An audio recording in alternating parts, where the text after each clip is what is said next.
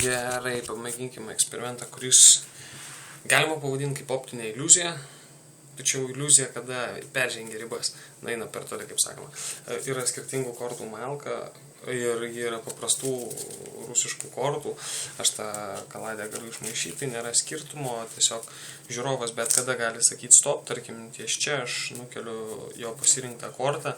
Šiuo atveju pasižiūrim, tai yra bet kokia korta, širdžių karalius.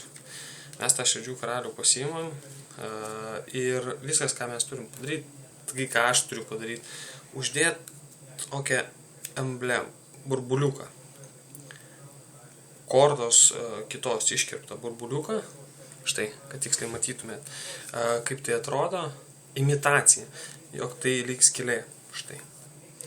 Ir tai atrodo, ta prasme, per daug nerealu, bet kitoj pusėje mes galim pasižiūrėti, neatsispindi karaliaus siluetas.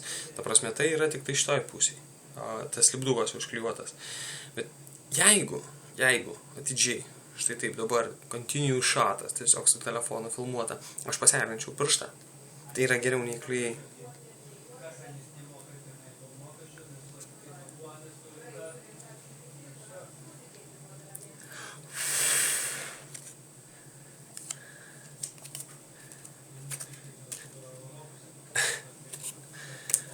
Tikiuosi patiko, spaudžiam like ir spaudžiam dalintis, kad žmonės pamatytų šį video.